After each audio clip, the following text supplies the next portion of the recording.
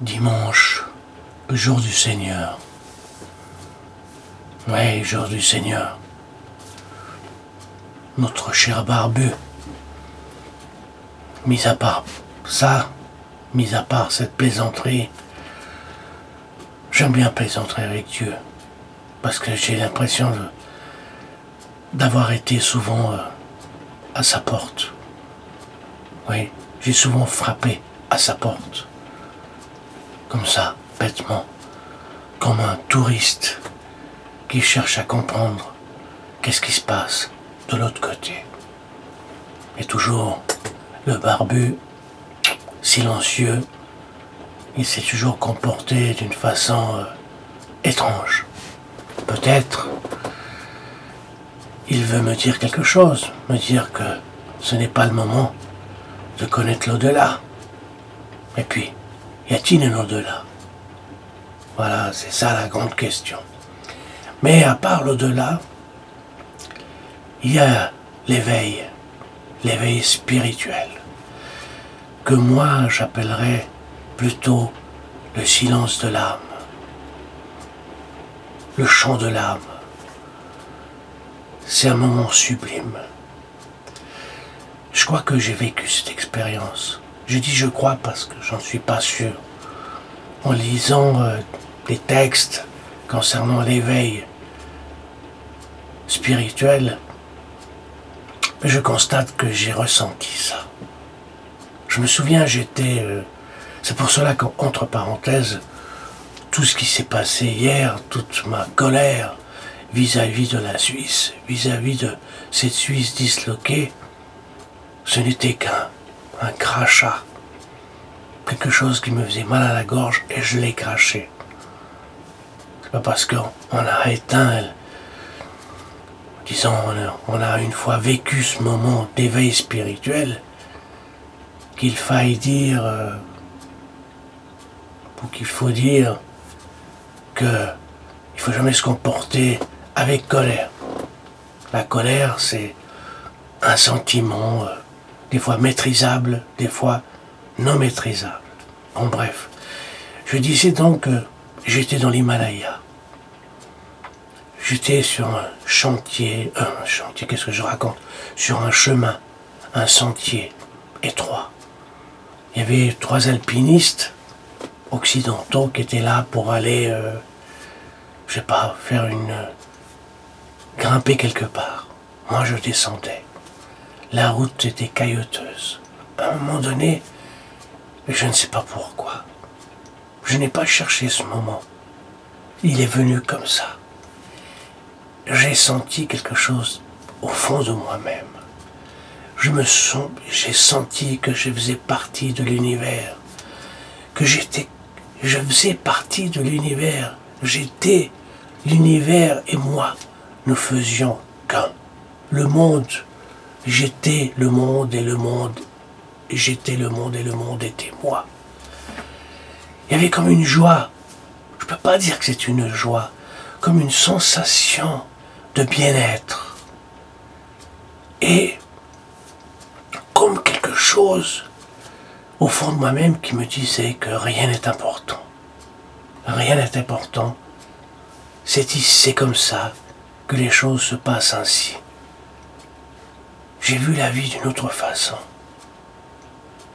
Et c'est vrai que plus tard, j'ai lu quelque part en disant celui qui va dans l'Himalaya, il ne revient pas le même homme.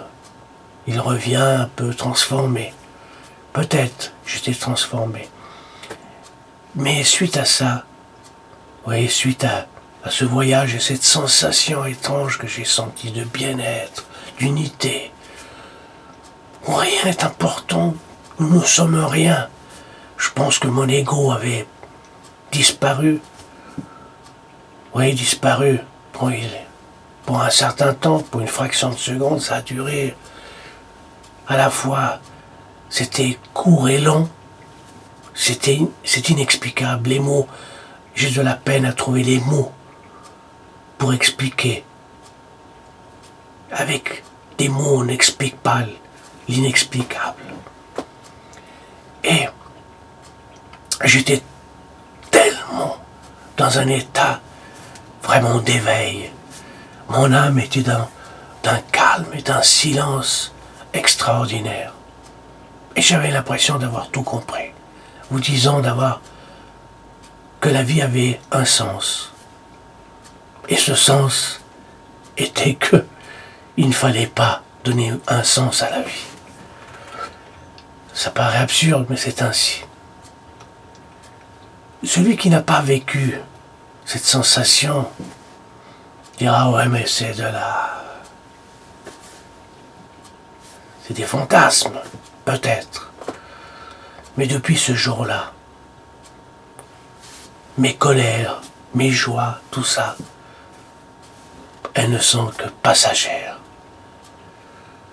Le pardon, quand je dis que les Juifs ne devraient jamais pardonner aux Allemands, c'est parce que je ressens un peu la souffrance du peuple juif vis-à-vis des Allemands.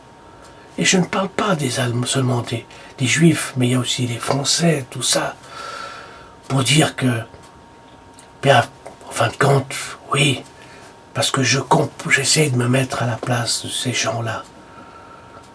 Je devrais ne rien dire, car c'est vrai, je crois au karma. Quoi que l'on fasse sur cette terre, à un moment donné, on paye. Si je sème une graine, elle a des fortes chances que cette graine donnera une fleur ou un arbre. Alors si je sème de la méchanceté, ben je risque de récolter de la méchanceté. C'est pour cela que des fois je décide de ne pas agir. Mais en même temps, la non-action, le non-agir, est une arme très dangereuse. Très dangereuse. Imaginez un peuple qui décide de non-agir. Imaginons, voilà, c'est l'homme qui appelle les fidèles. C'est le curé qui appelle les fidèles. Ce n'est pas Dieu. Bon, bref. Ça, parce que les cloches, mais j'aime bien entendre le bruit des cloches, comme celui du médecine, parce que ça me rappelle mon enfance, ça me rappelle tant de choses.